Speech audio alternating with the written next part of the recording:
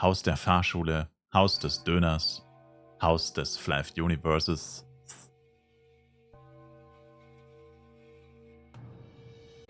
Ich bin der Big Bro, den du niemals haben wirst.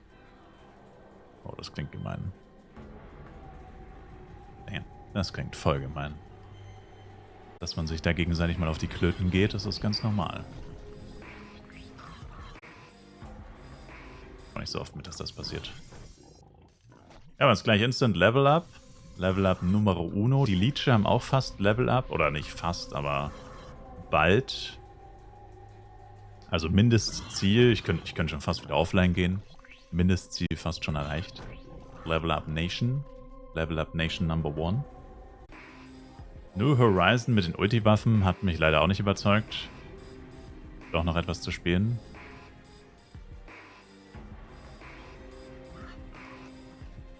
Gut, es wäre irgendwie traurig, wenn dich das Update überzeugt hätte, weil es ja eigentlich ein reines Pay-to-Win-Update war.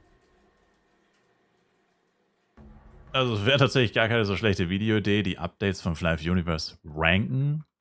Aber wenn ich sie jetzt pauschal ranken würde, also ich glaube, die New Horizon war das schlechteste Update, was wir bisher bekommen haben.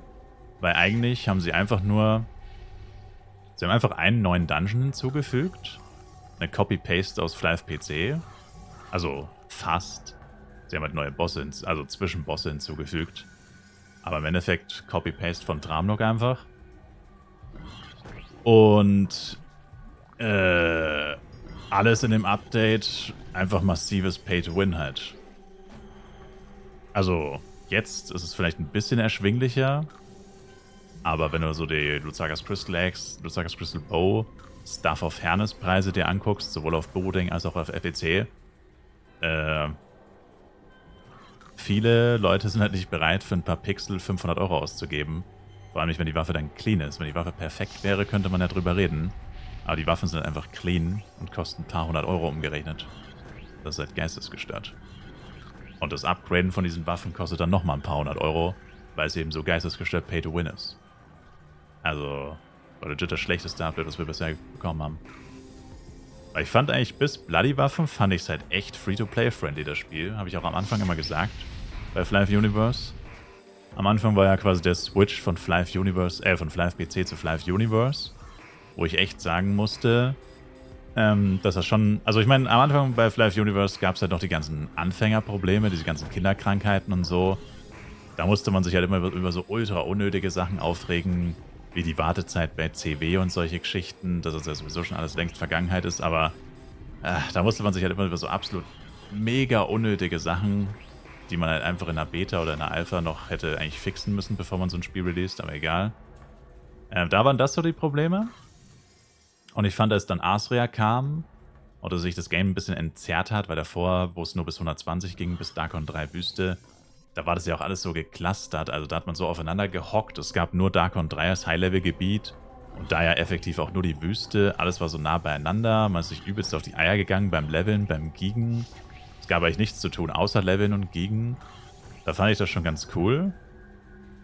Als dann Asria kam, weil Asria auch so groß ist, also sowohl das Alte als auch das Neue ist ja noch mal größer. Und dann halt auch Volcano Dungeon und so, da hat sich das Ganze endlich mal ein bisschen entzerrt, da hat man nicht mehr so extrem aufeinander gehockt, weil die Level-Abstände auch größer waren, also Level 1 bis 140 statt Level 1 bis 120 und so weiter. Und das war eigentlich schon cool, weil dann haben sie 2 neue Waffen released, wo man natürlich auch sagen kann, am Anfang ist natürlich alles irgendwo Pay-to-Win, weil ich meine, natürlich, wenn du am Anfang von einem Update so viel Geld ausgibst, natürlich kannst du dir dann alles holen. Also das natürlich. Aber ich meine, es geht ja eher um die, also das Spiel generell Pay-to-Win ist, ich meine, da braucht man gar nicht drüber reden. Aber das Problem ist halt eher der Grad von Pay-to-Win. Und ich meine, damals habe ich mich schon, glaube ich, drüber aufgeregt, oder was heißt aufgeregt, aber damals war ich schon irgendwie ein bisschen sauer oder traurig. Da habe ich ja Ranger gemaint.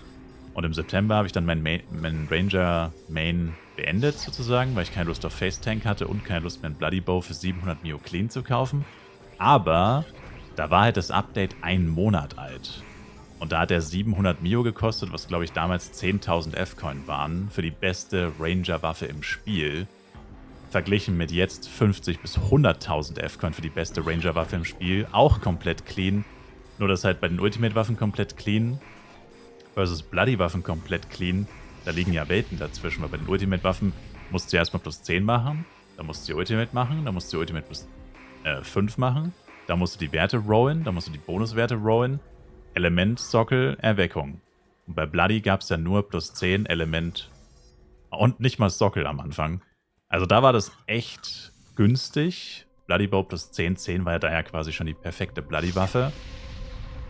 Und im Verhältnis zu jetzt war das echt erschwinglich, echt günstig, konnte man grinden. Und wenn man lange genug gewartet hat, da musste man dann halt, ich meine, wie gesagt, das war ein Monat, das ist natürlich nicht so viel. Ich weiß nicht, wann die Preise dann letztendlich runtergegangen sind, das ist schon zu lange her. Wahrscheinlich dann so November, Dezember, so 3-4 Monate nach dem Update. Ich sag mal so, das ist noch okay. Jetzt sind wir 10 Monate nach dem Update fast. Und die Preise sind immer noch nicht okay. Und das war damals definitiv nicht so, dass das 10 Monate gedauert hat. Das ging wesentlich schneller, wobei natürlich auch Bloody Crafting eine große Rolle dabei gespielt hat.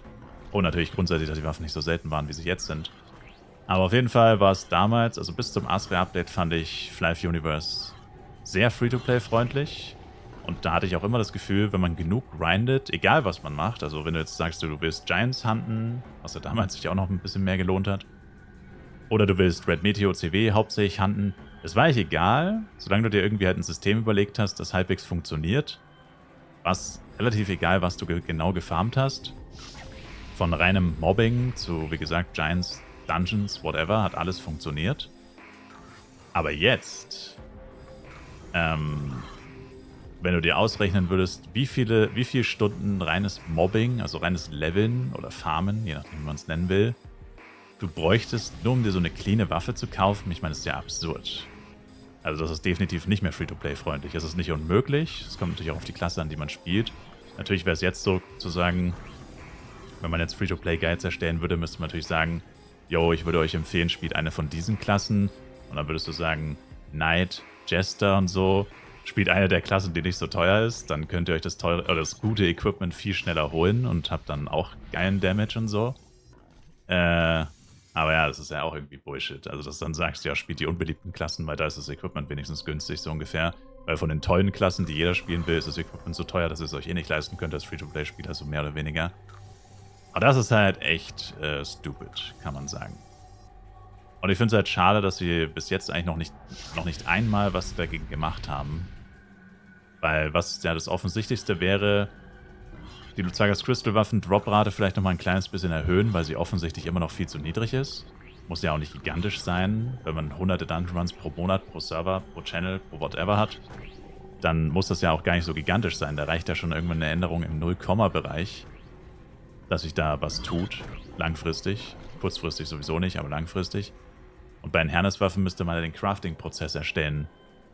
Nicht erstellen, verbessern beim Herstellen. Also quasi die Chance von 1 zu 10.000 vielleicht mal auf 1 zu 1.000 droppen, was immer noch utopisch niedrig ist. 1 zu 1.000 Erwartungswert. 1.000 NPC-Waffen, klar, sind nicht viel wert, vielleicht 30 Mio, oder? 300 Mio wären das. 1.000 Amethyst, wenn du auch so sagst, 3 Mio, dann wären das 3 Milliarden. Ja, also irgendwas halbwegs Realistisches halt, wo du aber sagen kannst, wenn das genug Leute machen, erhöht sich zumindest die Menge der Waffen am Markt, was langfristig dem Markt auch wieder zugutekommt, weil es gibt ja genug Waffen, die zum Beispiel, wenn du jetzt den Average ausrechnest von, was weiß ich, 3,5 Milliarden kostet eine Herneswaffe im Crafting, im Schnitt, weil da die Power Tests noch nicht dabei wären. Also egal, ist immer noch besser als jetzt die teuersten Waffen zum Beispiel. Das war jetzt auch nur ein Beispiel, das müsste man halt irgendwie sich ausrechnen, also so, dass es halt auch wirklich Sinn macht. Ist das ein Klarfahrenbogen? Ja, also keine Ahnung, irgendwie da halt mal was dagegen machen, aber bisher kam eigentlich fast noch nichts. Und durch 2 geteilt. Erst eine halbe Tiefkühlpizza. Raumgeschnetzeltes oder halbe Tiefkühlpizza. Das ist doch ein Augenschmaus. Das ist so ein leckeres Festmahl.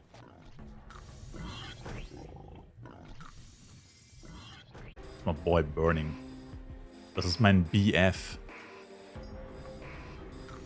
Burning Field. Got him. Unglaublich, wie der August schon fast wieder vorbei ist. Ja, es ist crazy, ey. Richtig weird, wie schnell die Zeit vergeht. Das ist wohl diese alte Männerkrankheit. Ich schwöre dir, morgen ist einfach 2040. Du wachst morgen einfach auf und es ist einfach fucking 2040. Ich schwöre.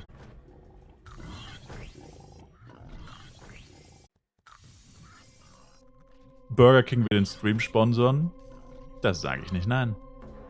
Das sage ich nicht nein. Das sage ich nicht nein. Schon gleich nach dem Tag, wo du dich duscht. Dieser eine Tag im Monat, wo du dich duscht und direkt danach ist ja der Tag, wo du einmal das Haus verlässt. Hast du das, wenn es kalt ist? Burger Pizza, Jacks. Ich glaube, du meinst die Cheeseburger Pizza bei Domino's. Die ist ein absoluter Banger. Muy delicioso. Lecker, schmecker. Kräutercremesuppe. Uah. Uah. Uah. Uah. Also 2021 hat der Döner-Teller 10 gekostet. Mittlerweile 13, also ich meine, der hat auch gut angezogen. Also wenn er noch weiter erhöht, also ich sag mal bis 15 würde ich vielleicht, oder bis 14 würde ich noch mitgehen, glaube ich. Bei 15 wäre ich dann vielleicht sogar auch raus bei dem. Irgendwann muss das ja mal ein Ende haben. Das kann mal nicht sein, dass jedes Jahr alles teurer wird. Du hast eine Frau? Mein Beileid. Tja. Siri, such bitte nach FlyFF. Es tut mir leid, es gibt kein Spiel, das so heißt. Oh, ach so. Na dann vergiss es, Siri. Ich spiele weiter Minecraft. Free-to-play unfreundliches Spiel. Hey, kennst du eigentlich schon Flife Legacy?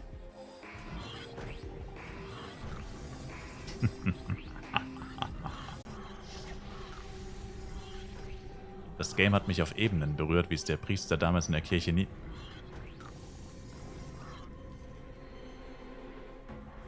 Was? Du guckst oft meine Videos zum Einschlafen? Dirty Ass Hater. Einfach Freund, Freundin dazu abstellen, zu healen. Hi Schatz. Ja, du wolltest ja am Wochenende ein romantisches Wochenende zu zweit machen. Ja, genau. Wie wär's?